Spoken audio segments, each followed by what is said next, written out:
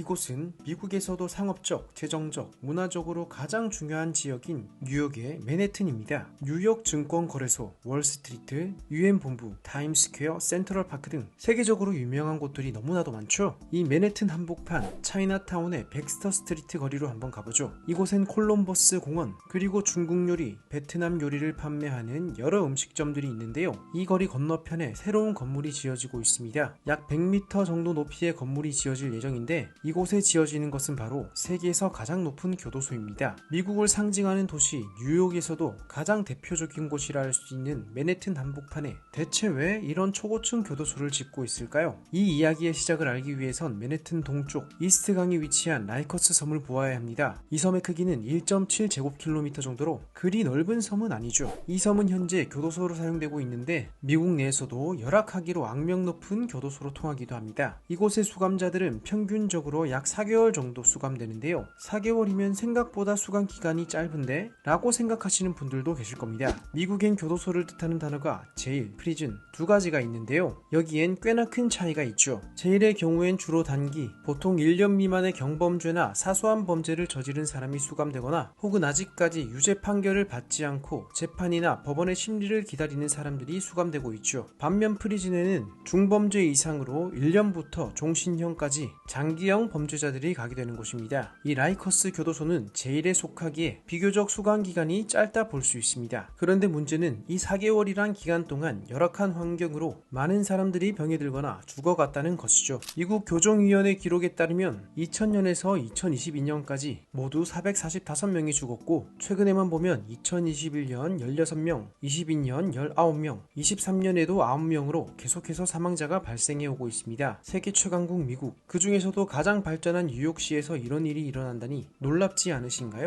이는 2021년 뉴욕포스트의 라이커스 섬 내부 사진, 지옥 같은 치명적 상황이 드러난다 라는 제목의 기사인데요. 이 기사에선 라이커스 교도소 신규 수감자가 수용시설에 배치되기 전 일정 기간 동안 임시적으로 격리되는 오티스 반텀 교정센터 내 수용시설 사진을 보여주고 있습니다. 기사에 포함된 사진을 보시면 26명의 남성이 한 개 방에 갇혀있는 모습, 또 이들이 비닐봉지의 용변을 보고 냄새나는 바닥에서 번갈아가며 잠을 자는 모습 등이 있죠. 이들은 신선한 공기, 화장실, 샤워, 의료 서비스를 거의 이용할 수 없고 이들이 마실 수 있는 유일한 물은 감옥 안에 있는 작은 세면대의 물이기에 손으로 물을 떠서 마시거나 수도꼭지 아래로 입을 대어야 했죠. 사실 이 라이커스 교도소의 문제는 최근 몇 년 만의 일이 아닙니다. 1970, 80년대부터 건물 규모 대비 지나치게 높은 수감자의 수, 위험한 환경, 수감된 청소년들에 대한 폭력 등으로 엄청나게 비난을 받아왔습니다. 교도소가 워낙에 과밀되다 보니 여러 시스템 처리도 늦어지게 되어 상당히 많은 신규 수감자들은 24시간을 넘겨 길게는 일주일에서 10일 이상 구금되는 경우들도 발생했죠. 이런 곳에 장기간 있으면 당연히 몸이 쇠약해지고 어떤 경우엔 사망에까지 이를 수 있겠죠. 이 기사가 발표된 시기에도 42세 남성 한 명이 이 신규 수감자 임시 수용 시설에서 제대로 된 치료와 약물을 받지 못하고 무려 10일의 시간을 보내다 2021년 9월 19일 사망하기도 했습니다. 이는 신규 수감자 수용 시설의 단면일 뿐 그 외에도 여러 문제들이 이 라이커스 섬 교도소 전체에서 수십 년 동안 일어나 왔다는 것이죠. 이렇게 과밀하고 열악한 상황에 있다 보니 이 라이커스 섬 교도소를 폐쇄하자는 목소리가 아주 오랜 기간 동안 있었고 결과적으로 뉴욕시 의회는 이 라이커스 교도소를 2027년까지 폐쇄하고 기존의 수용자들을 뉴욕 내에 새로운 4곳의 교도소로 분산 배치한다는 계획을 승인하게 됩니다. 그 4곳은 브루클린, 퀸즈, 브롱크스, 그리고 맨해튼까지이며 프로젝트 초기엔 80억 달러로 예산을 책정했으나 현재는 그 2배 수준인 150억 달러 수준까지 올라간 상황입니다. 자, 그렇다면 왜 하필 이 맨해튼 한가운데 세계 최고 높이의 초고층 교도소를 만들려는 것일까요? 그 이유를 알기 위해선 주변 환경을 보아야 합니다. 이 새로운 교도소 부지 바로 아래쪽에 있는 큰 건물이 하나 보이시죠? 이 건물은 뉴욕시 형사법원입니다. 이 법원의 존재가 이 부지를 굳이 활용하려는데 핵심적인 이유라 할 수 있죠. 아까 말씀드린 것처럼 제일은 단기 수감자나 또 아직 유죄 판결을 받기 전 재판이나 법원의 심리를 기다리는 사람들이 수감된다 했잖아요. 즉 여기에 수감된 사람들 중 상당수는 확정적인 유죄 판결을 받기 전까지는 법원이나 법 시스템을 이용해야 합니다. 그런데 바로 옆에 법원이 있다면 절차 자체가 매우 효율적일 수 있다는 것이죠. 현재 라이커스 교도소의 문제점 중 하나는 지나치게 과밀하다는 것이었잖아요. 이를 유발하는 요인 중 하나는 아직 유죄가 미확정된 사람들이 법적 절차를 밟기 위해 법원까지 이동해야 하는데, 라이커스 섬에서 뉴욕 형사법원까지의 거리는 경로에 따라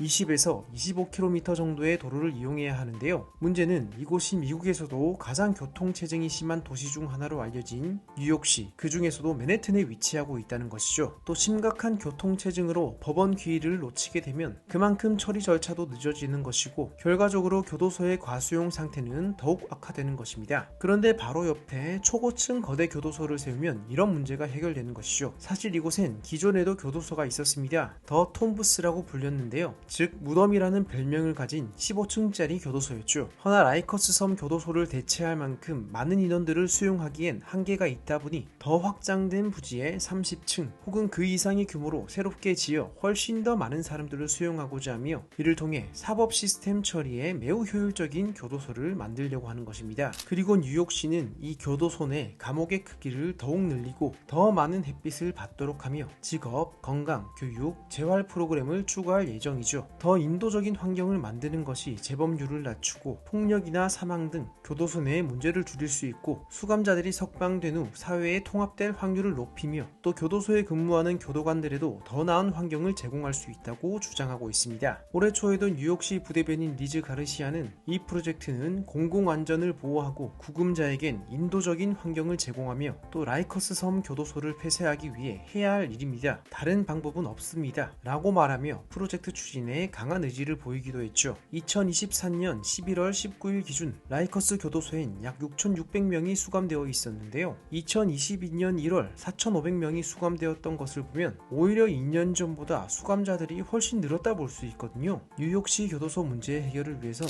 이 맨해튼의 초고층 교도소 건설이 상황 해결의 핵심적인 부분이란 건 분명해 보입니다. 이렇게 뉴욕시는 강력하게 프로젝트를 추진하고 있지만 당연히 반대의 목소리도 있겠죠. 이 교도소 건설에 반대하는 단체인 네이버스 유나이티드 빌로우 카날의 대표는 이 새로운 교도소는 차이나타운의 등대가 될 것이며 도심 어디에서도 이 감옥을 볼 수 있을 것입니다. 차이나타운은 감옥 마을로 알려질 것입니다. 라고 말했습니다. 즉 지역의 랜드마크가 교도소가 되어버리는 것을 우려하고 있는 것이죠. 또 이 새로운 교도소 부지 주변의 건물들은 벽돌, 모르타르, 목재로 지어진 수십 년에서 100년까지도 된 공동주택들이 많이 있거든요. 즉 현대적 공법으로 지어진 튼튼한 건물과는 거리가 멀다는 것입니다. 그리고 기본적으로 맨해튼은 섬입니다. 서쪽으론 허드슨강, 동쪽으론 이스트강이 흐르고 있죠. 1600년대 네덜란드인들이 이곳에 왔을 땐 20개가 넘는 개울, 40개가 넘는 연못이 있었거든요. 점차 도시가 커지고 인구가 늘어감에 따라 물을 빼내고 매립을 해가며 맨해튼 섬의 크기를 확장해왔기에 기본적으로 아주 오래된 기술로 매립된 땅의 지반이 그리 강하다 볼 순 없겠죠. 실제로 건물 철거를 진행하는 동안 인접해 있는 충팍 노인주택센터의 벽엔 큰 균열이 생기기도 했고 이 일로 철거를 잠시 중단하기도 했습니다. 당연히 주변 주민들도 자신들의 건물에 손상이 갈 것을 염려하고 있죠. 또 이런 대규모 건설이 진행된다면 여러 먼지와 잔해, 소음이 나오게 될 텐데 이를 피하기 위해 주민들은 창문을 닫고 생활해야 합니다. 또 아무리 창문을 닫더라도 미세한 잔해들은 이 지역 사람들의 건강에 좋지 않은 영향을 줄 수밖에 없을 것이고요. 2016년 미국 질병통제센터에선 9.11 테러 당시 현장과 근처에 있었던 사람들 중 테러로 발생한 잔해, 오염물질 등을 흡입해 암에 걸리게 된 사람이 무려 5,441명이라고 공식적으로 발표했었거든요. 9.11 테러가 발생한 위치는 바로 이 새로운 교도소와 고작 1.5km 정도밖에 떨어져 있지 않습니다. 이 지역 사람들은 직간접적으로 9.11 테러로 인한 정신적, 신체적 피해를 겪은 사람들이고 그만큼 더 염려하는 부분이 많은 것이죠. 또 일조권도 줄어들 것으로 보이는데요. 분석 자료에 따르면 겨울엔 웨스트 브로드웨이에서 모트 스트리트까지, 여름엔 처치 스트리트에서 크리스티 스트리트까지 교도소 건물의 그림자가 뻗어나갈 것으로 예측하고 있죠. 이런 부분들을 보면 공공의 이익에 부합하지만 자신이 속한 지역에 해로운 일을 반대한다는 님비 현상의 일종이라고 단순히 치부할 수만은 없겠죠. 이런 반대에도 불구하고 2024년 8월 뉴욕시 언론사의 기사를 통해 이미 기존 교도소 단지의 철거는 마무리된 것으로 확인되었습니다. 그리고 지난달인 2024년 11월 이 새로운 교도소 건설을 위해 2개의 건설회사와 계약을 체결해 1040개 침대 규모의 교도소를 건설할 계획이라고 공식적으로 발표했죠. 지역사회의 반대에도 불구하고 앞으로 계속 추진되어 2027년에서 29년 사이에 완공되어 맨해튼 차이나타운 한가운데 세계에서 가장 높은 교도소가 우뚝 설 것으로 보이는데요. 이제 막 건설사들과 계약했기에 어떤 디자인이 될지 확정되진 않았습니다. 다만 과거 이 프로젝트 계획 승인 절차간 뉴욕시 당국이 제안했던 새로운 교도소의 디자인을 살펴보면 저층엔 방문구역, 커뮤니티, 의료시설, 프로그램 시설 등을 넣고 그 위쪽 층은 모두 수감자들이 생활하는 감옥이 있는 층을 만들 것으로 제안했는데요.